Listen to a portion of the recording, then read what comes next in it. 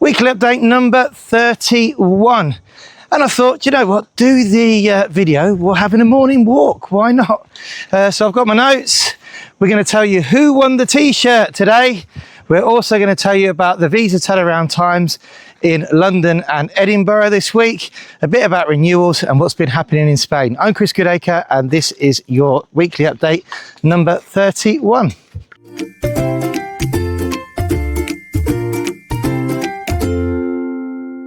So, first of all, let's talk about what's been happening with visas and residencies.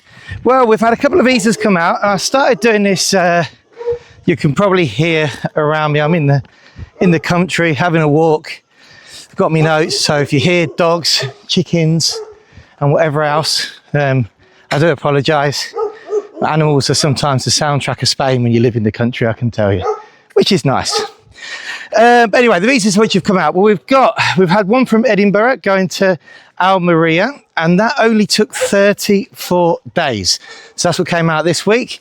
But then just to show you the difference, another one from London going to Alicante, and that's 61 days. So 30-day difference in those visas, and both of them were very similar circumstances. So S1s, pensions, you know, savings and stuff. So yeah, no real reason, as you say, but you say London to Alicante 61 days, Edinburgh to Almeria 34. For renewals, I thought, do you know what, I'm going to give you some renewals feedback as well, because I haven't done the days on renewals yet, and it seemed to get a good response last week. So I'm just going to move over to the shade. Here we go. Sorry about my dodgy gimbaling. And the renewals, we've got two renewals back from Alicante, but again, one of them was 47 days and no questions asked. It was straight in, straight resolution. And the other one was 74 days. But on day 72, we got a letter saying, please can you submit a full copy of the passport? Okay, well, we already have, because we can't complete the application without submitting that. So I went back, looked at what we had submitted already, checked that it was on the justificante, that we hadn't made a mistake and submitted just one page by accident or anything like that. Triple checked it. We had submitted the correct document. So I resubmitted it saying, with a letter saying, we have already submitted this. Thanks for asking. Here it is again. And a day later, the resolution came through. So there you go. Sometimes these things happen. Maybe someone was desperate to get on holiday and didn't notice that we'd actually submitted it. But that was great. So that was renewals, 74 days for Alicante, and another one which was 47 days. So, and then we also had this week a successful EU appointment in a place called Elda. Now, our clients had to travel an hour and a half to get there for that appointment, but it was the only EU appointment we could get in Elda, in Alicante at that time. EU appointments are extremely difficult to get in Alicante. So I was like, look, and it was 2 months in advance. They said, yeah, no problem. And that was a very successful appointment.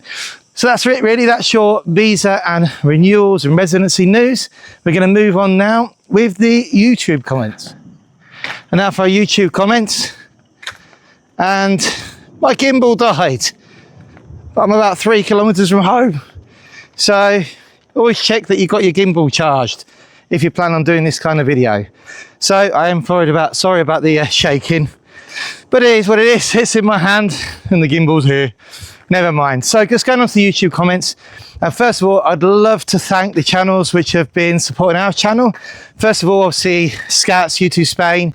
We did a live with him yesterday. It was so good to get him back live. He hasn't been very well, obviously with the cancer.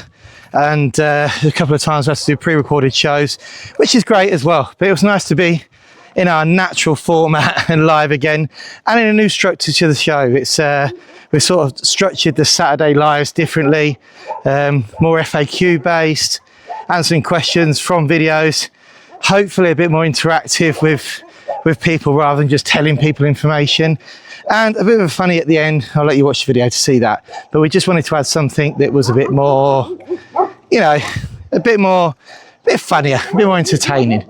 So yeah, really enjoyed that yesterday. Sean from X-Pain Matharon. Sean always supporting our content. It was great to meet him a couple of times, once up there in Murcia, down here in Malaga as well, Yogi. And sorry about these dogs, look, there's huge, massive dogs behind me, look. Look at them, look. Massive. Let's just hope they can't get through that gap. And he's always liking our comment, and he's back on his daily vlogs now at the moment. So they're really fun. If the notification pops up, I always put it on when we're in the office. So if you are moving to Murcia, check that out. So, and let's get on to our comments here that we've got written down. Well, first of all, Strody 100 on our update 30. Finally committed and talking to you on the 18th. Yep, I'll be looking forward to that conversation and setting in your structure and timeline for the NLV. Can't wait for that. And then Jeanette Harding Wilson, enjoyed the video. Now this was on our Peniscola video, which is a place in Castellón where I went for a long weekend, and I did a couple of just experimented with oh, this is a nice place to come travel video type video. Really, and they've gone down quite well. I thought it's a bit weird for a channel. We're not really a travel video channel, but I would love to do more because that shares my passion of Spain with you guys. And we got a lot of positivity off the back of it. There's a snake skin there. Ooh. So yeah, very happy with that. In fact, thanks Jeanette, it was nice to get your comment and your encouragement. Mad David, or Mad David, I'm going to call him Mad David, because that's how you'd say it in Spanish. 2339, great video, keep them coming up. The same on our travel video for Peniscola, so I might do you a couple more gimbal videos just out and about. And Kerry and Nick, who we're in the process of doing their renewals actually for the NLV, they left us a lovely comment on our weekly update video, basically mentioning that we had a lot of patience in the first application and they're going with the second with their renewal. Well, you guys had patience as well, to be honest. They got caught up in the whole medical certificate fiasco from Manchester, which I'm happy to say everybody ultimately got their visa. But Manchester, from one day to the next, decided they would not accept medical certificates produced in Spain. Now that is contrary to what doctors here believe is the ruling or law, or whatever doctors work by, because in Spain there's this thing called telemedicina, and it was a law brought in apparently during COVID, which means that anybody can issue documents as long as they qualify patients using a video call or form of electronic communication. That's what a doctor told me. But anyway, the interpretation of the consulate was from one day to the next different. So they rejected, I don't know, I mean, we had 7 straight away after using successfully about 150 of these certificates. And I know for our colleagues of at least 50 more. So we can imagine how many they actually did reject in total. Happy to say all of ours got sorted out. And then once there is a change in process with a consulate, you have to bear that in mind for the future. But yeah, you guys got caught up in that, but you got your visas, living in happily, and now we're doing the renewal. So there we go, all's well that ends well. And then last but not least, our t-shirt competition. We got 20 entries into the t-shirt competition. Can you believe it? 20 entries. That's amazing. I'm going to tell you now in the next section who the winner is. Okay, so that's our YouTube comments. And we're going to move on to now what's been happening in Spain, what people have sent us. And we're going to give you the winner of the Upsticks t-shirt competition. Well, this is fun, isn't it? Now my gimbal's broken, I've found on my walk back a nice fig tree to rest my phone in. There we go. And I thought, right, okay then. Well, we might as well do the video here, hadn't we? It's out and about. This is living in Spain. It's a little bit cooler in this bit of shade as well. So let's get on to what's been happening and around Spain and what people have been sending us in as well. And first of all, thanks to Stu and Joanne, who have sent us some lovely pictures from La Soya. I think it's called that, the Thoya. I think they'll call it, restaurant in Masaron. As you can see there, the food looks amazing and the actual place looks amazing as well. I'll put a link to that restaurant below so you can check it out. And thanks for contributing again, guys. Keep them coming. We love it when you guys send us stuff in to put on the video. Don't forget though, if you do remember, or if you want to share it as well, take a picture of the bill. I'm always interested in what the food costs. So we've got a comparison to here in Malaga, which tends to be a little bit more expensive than Alicante and Murcia. This next picture is, I've dragged this one out the Facebook archives because it came up on one of my memories. I don't think I've ever shared it before, but this was me 7 years ago cooking paella for 350 Spanish people at our local fiesta. So unfortunately I've moved away from that area now, but I lived there for 10 years, and we're in a lovely townhouse, and we had some great neighbours, and I was always involved in the community, but it was a very Spanish community. We were the only Brits or expats actually living in that area at the time. And when I was on the committee at the time, and the guy who normally does the paella, who was a hotel chef, had to go to work. So the committee were like, oh, we need some people to do the paella. And they were like, well, Chris will help because he's always making paella. And I'm like, yeah, but not for 350 people, and definitely not for 350 Spanish, because that's got to be the hardest public in the world, hasn't it?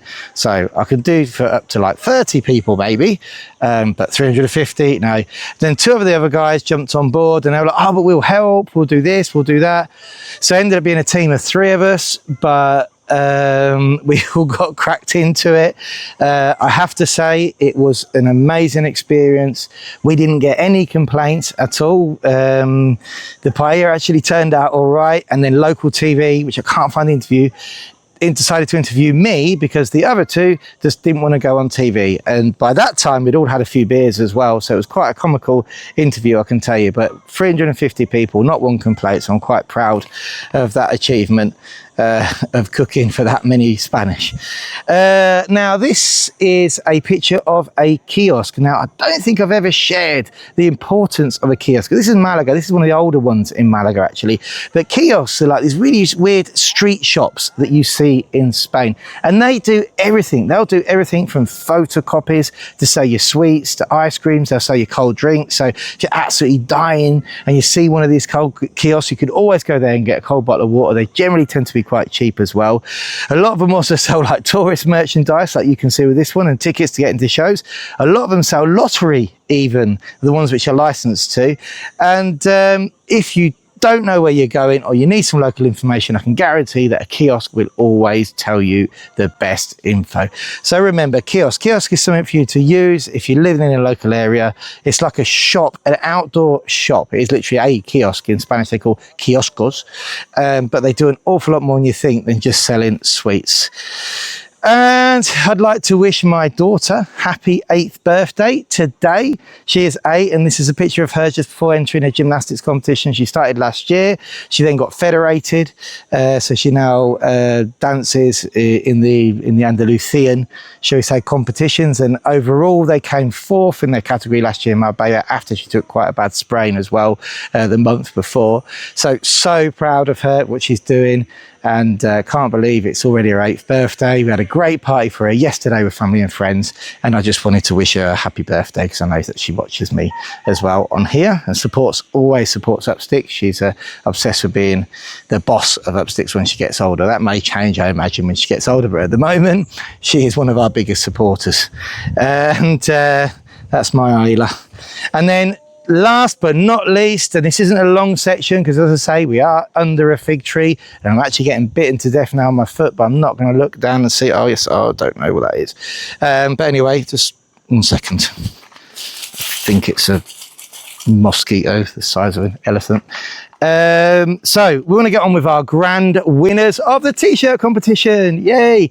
And the t-shirt competition, what I did was I took all the YouTube handles, or the YouTube names, I think you call them, and we put them into this random selector that was suggested by my son. He uses it all the time for everything.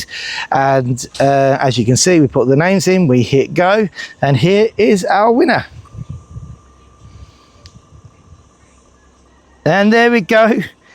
Congratulations to Jeanette Harding Wilson, who I'm absolutely 100% sure is the same Jeanette Harding Wilson that I spoke to a couple of months ago, and I have a note to catch up with actually at the middle of next month to talk about your plans of moving to Spain.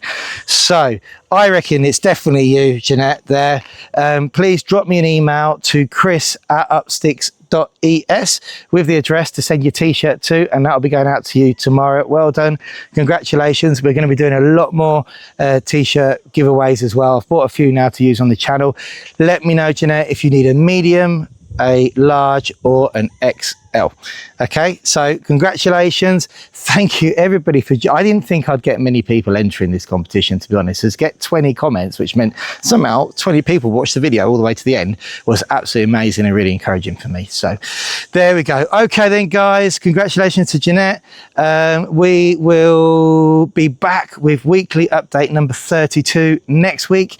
Hopefully be able to get a midweek video, informative video out as well. We'll try and do them. If you first time watching this channel, please like and subscribe and give us a comment below, whether it's a good or bad comment, doesn't matter, but the more comments, the more these videos get traction. Thanks for watching, and we'll see you at the next weekly update, which is number 32.